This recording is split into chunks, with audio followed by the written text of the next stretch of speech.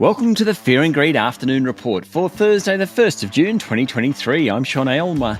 Every afternoon, we've got the 5 stories that happened today that you need to know about. Story number 1, the S&P ASX 200 closed up 0.3% to 7,111 points today. Healthcare and tech stocks did best, while consumer staples and telco companies also outperformed. All those sectors are defensive. They tend to do better when times are tough. So that pretty much illustrates the mood in the market at the moment. Among the large caps, CSL, Fortescue Metals and Woolworths all jumped by around 1.2%.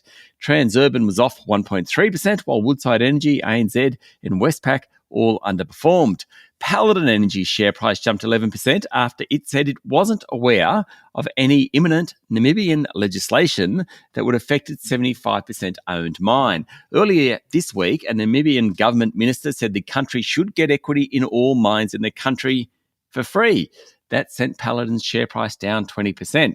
Today, though, it was the best of the top 200. Some of the gold stocks also outperformed. Market leader Newcrest Mining finished up 2.7%, while Northern Star was more than 3% higher.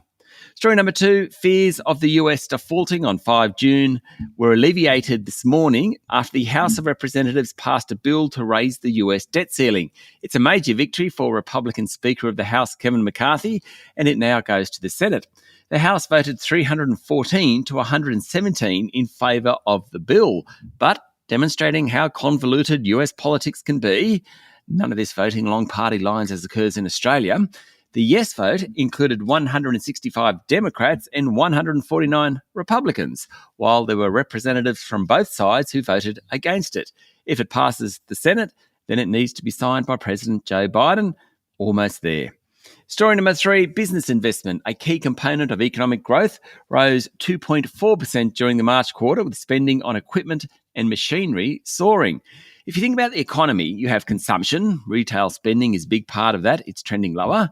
You also have government spending, which is mildly expansionary, and you have investment.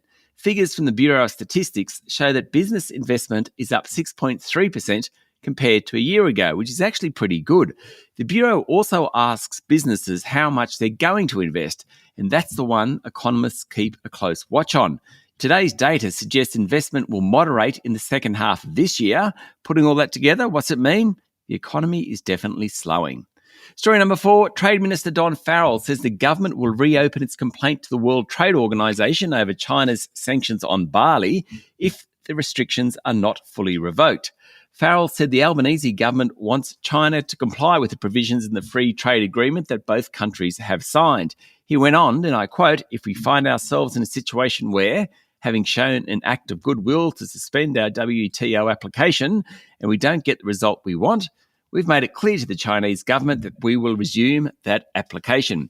Farrell described discussions with his Chinese counterpart in Detroit last week as warm, and he's hopeful China will make a positive decision after its review into Australian barley imports. He also said that the Albanese government is about more trade, not less trade, and China is our biggest test to stability. And finally, story number 5, the federal government has announced today an 8-week public consultation period to consider AI regulation. It's the first step in overseeing the growing field of artificial intelligence since the release of ChatGPT in November last year. It's quite the task, given most of us have little clue just how AI will impact our lives in the future. Today, Science Minister Ed Husic said Australians need modern laws for modern technology, and he wants experts in the community to come forward to contribute to what that means. He put the potential economic contribution of AI at between $1 and $4 trillion, and the community needs assurance around how the technology is applied. That's it for the afternoon report for Thursday, the 1st of June, 2023. Michael Thompson and I will be back tomorrow morning with the Friday edition of Fear and Greed. I'm Sean Aylmer. Enjoy your evening.